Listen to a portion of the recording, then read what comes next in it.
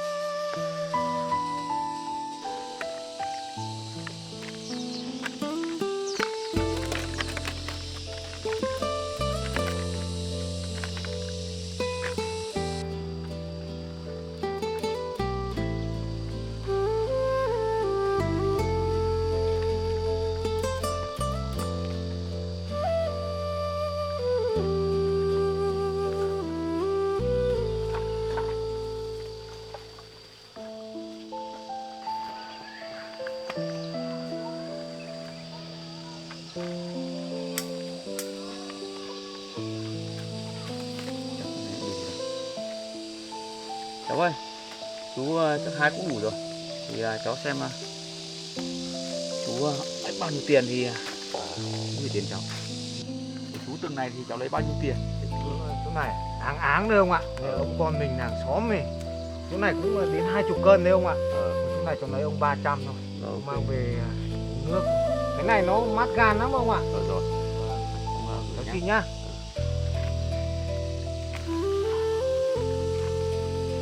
Ông có lên vai không cháu? Này nó thấp quá. Thôi thấy bưng ra kia.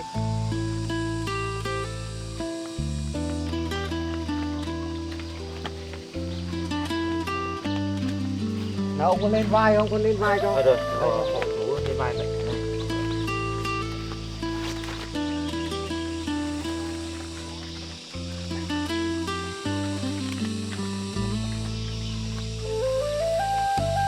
Chú xin phép chú về nhá.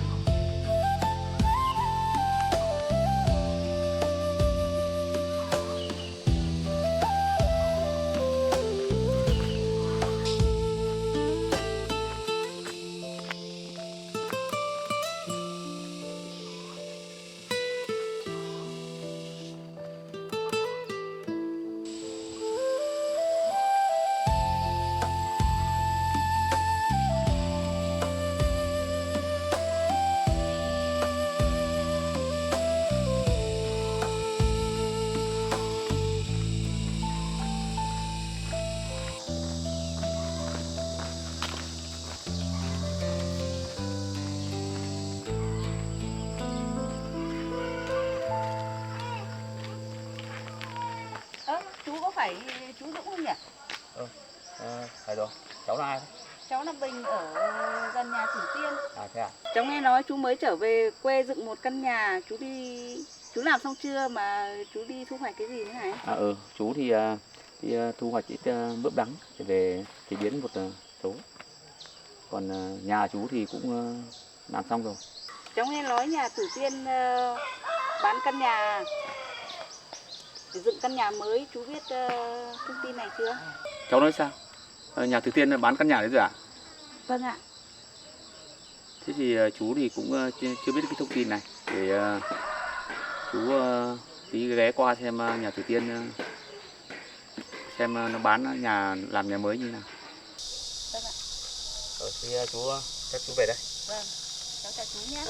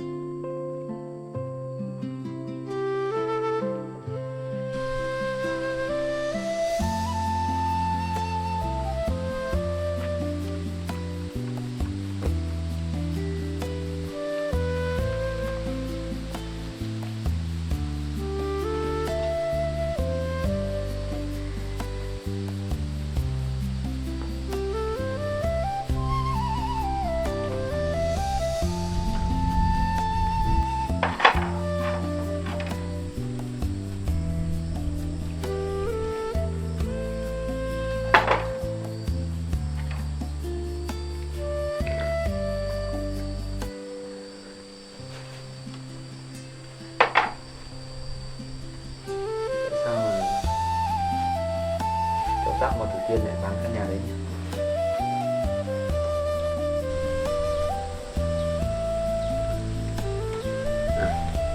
Nữa mình mang cho Thủy Tiên ít cơm đắng qua đấy xem sự việc nó như thế nào.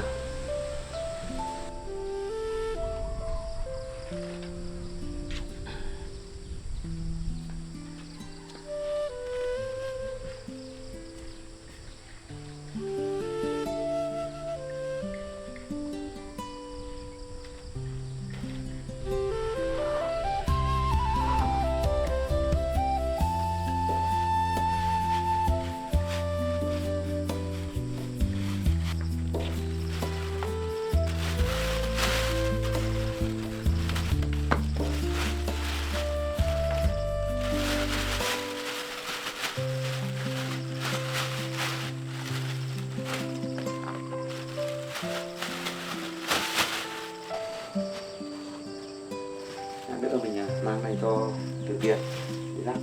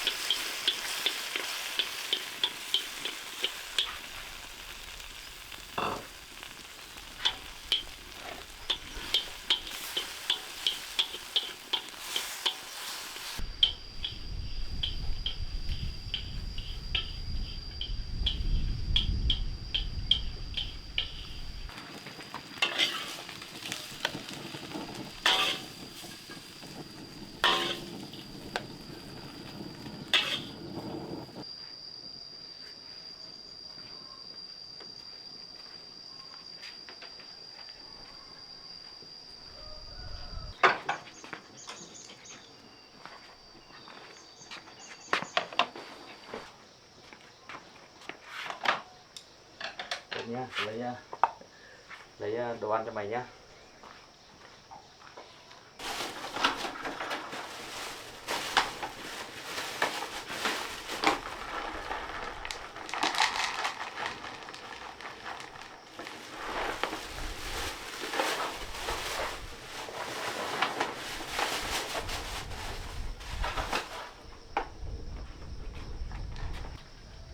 Hốp, ra đây ăn. Cái đồ tao làm này mày không ăn được, nó nóng mày không ăn được. Này, ra đây.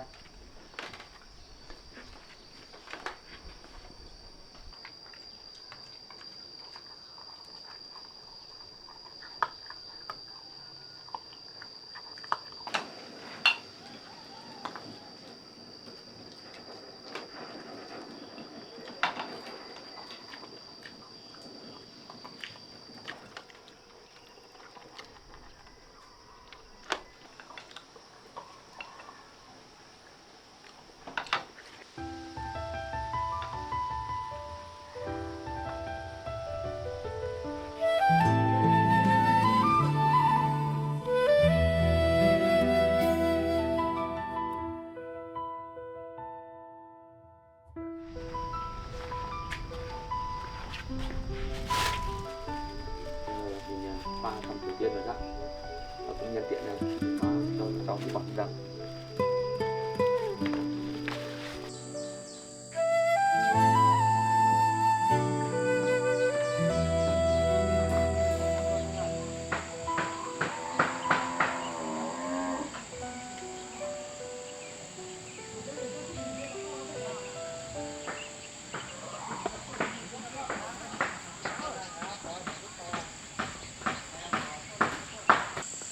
Bác. Triều Tiên à? Hôm nay hai cháu ở nhà. Vâng, bác. Anh ta cũng vừa đi làm về luôn bác ạ. Cháu mời bác vào đây ngồi uống nước ạ. Hôm nay không đi sinh hoạt ở đây. Cảm ơn. Bác Bác ngồi ở đây. Bác thu hoạch mướp đắng ở đâu mà đẹp thế này? Cháu cảm ơn nhé, cháu xin bác ạ.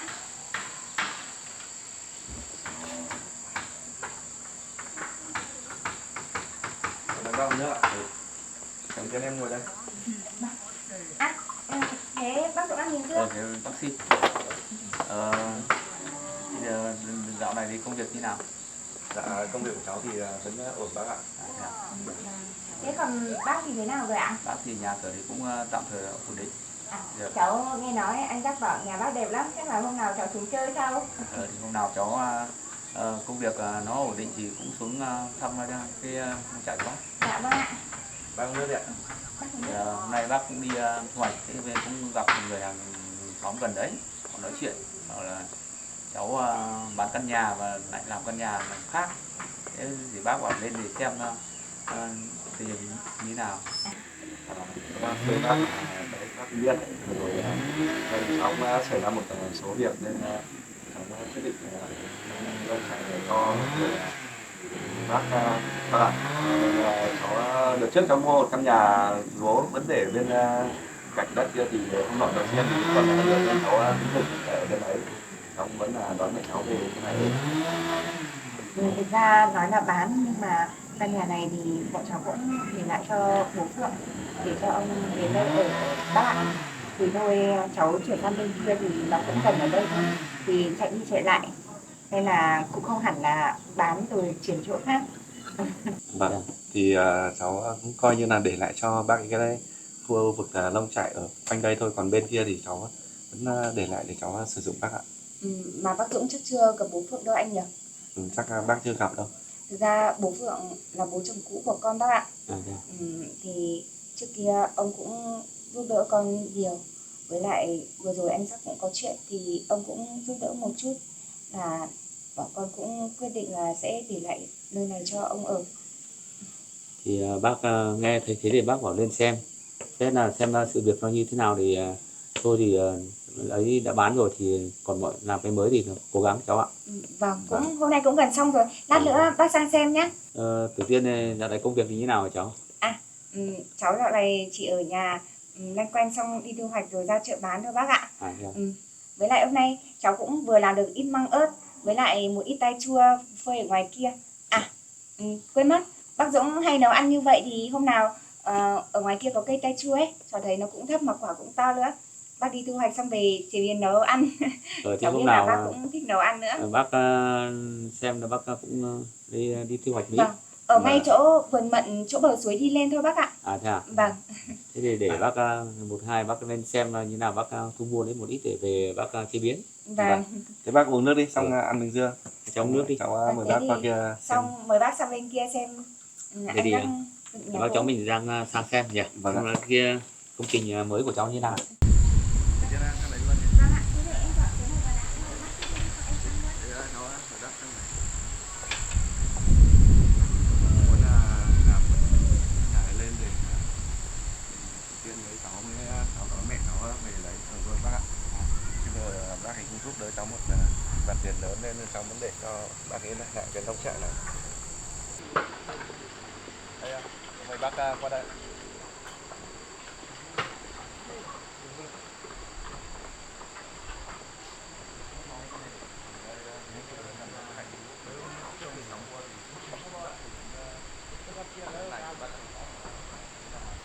Tận ở bên kia nên làm ra là cháu từ đây cắt vào bác ạ.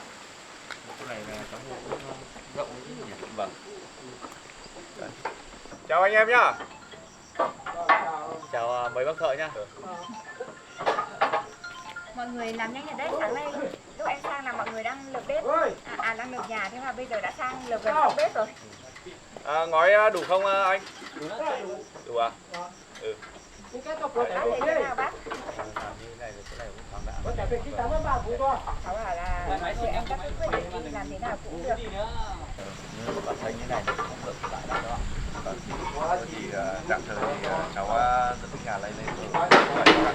Còn sau này mà làm ăn được thì Cháu cũng bảo là thôi hay cứ sống nông trại thế ở cũng được, chứ bây giờ làm đi lại tốn kém. Nhưng mà anh chắc lại lo. nhà được có sẵn rồi. Dựng lên thì có rất là nhiều trong cái là làm như vậy.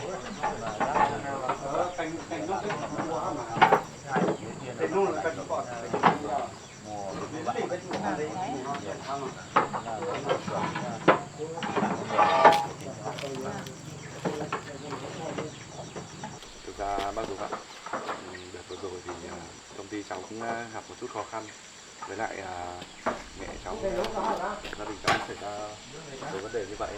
Cháu muốn là làm cho mẹ cháu một cái căn nhà nó khang trang để mẹ cháu ở trong đoàn hoàng như đợt vừa rồi này khó khăn quá nên cháu chỉ làm được tạm bỡ như vậy. Bác cũng đang bảo là dự tính một hai hôm nữa thì bác cũng về dưới quê để xem mẹ lợi như nào. À thế ạ? Cháu cũng đang dự tính là làm xong nhà thì cháu đón mẹ cháu về thế này ở với cháu bác ạ.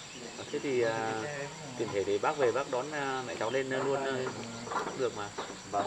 Thế thì ở nông trại bác là xong hết công việc rồi chứ? Công việc chính thì bác xong hết rồi. Thế còn cái phần phụ về cái khu chăn nuôi là bác bắt đầu làm từ dần dần. Vâng. Thì bác ở trên này bác cũng từ nuôi ít gia súc thôi chứ nuôi nhiều vất vả. Thôi thì nuôi có chăn nuôi thì cho nó vui. Vâng. Cảm ơn bác vào đây để cháu qua bác cháu đi.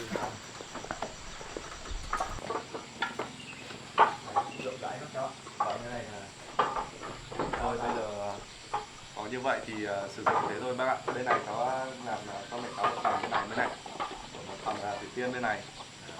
Cháu không biết bây giờ cháu lại ở một căn nhà như thế đấy bác ạ. Thôi thì nó cũng như nào đấy, nó có lúc qua không lúc chậm, cố gắng cho. Cháu không nghĩ là bây giờ cháu lại sống ở một căn nhà như vậy bác ạ.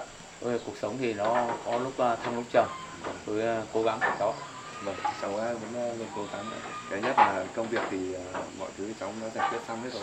Còn cháu muốn là tập trung vào công việc với lại đón mẹ cháu về đây ở cho nó thoải mái. Chứ ở đấy thì cháu biết mẹ cháu cũng suy nghĩ nhiều bác ạ. Mà cái cột này là cột gì đấy hả cháu? Cháu mua thì họ bảo là trò chỉ bác ạ. Thì cái gỗ trò chỉ là bác cũng hiểu về một ít về phần gỗ. Trò chỉ là tốt lắm cháu ạ. Vâng, thì cháu cũng thấy mọi người bảo là gỗ đấy thì cũng sử dụng được lâu dài. Đợt trước cháu mua là cũng dự định là dựng máng cho Tử Tiên đấy, nhưng mà lúc đấy cháu lại quyết định làm nhà lắp ghép nên còn lại bộ cột này. Rồi bây giờ còn lại thì cháu dựng lên để cháu ở cho nó thoải mái. Cái nhà gỗ này cũng đẹp lắm cháu ạ. Vâng. Cảm mời bác qua đây. À mà lát nữa bác ở đây ăn cơm luôn với cháu với Thủy Tiên nhá. Bác thì chắc không lên. Thì là hôm nay bác lên thì em nhìn Bây giờ lại. cũng muộn rồi ấy, thì tiện lát nữa bác ở đây ăn cơm luôn. Bác cũng để khi khác nào để đón mẹ cháu lên thì cùng ăn cơm toàn thể gia đình nhà mình ăn một thể nó vui. Thì hai cháu cố gắng nhé. Vâng, cháu cảm ơn bác nhé. Thế bác cũng xin phép bác về đó. Bác về luôn á? Bác về luôn nhé. Vâng. Thế bác đi cẩn thận nhé. Thế cháu chào bác Dũng nhé. Thế bác về nhé. Vâng ạ.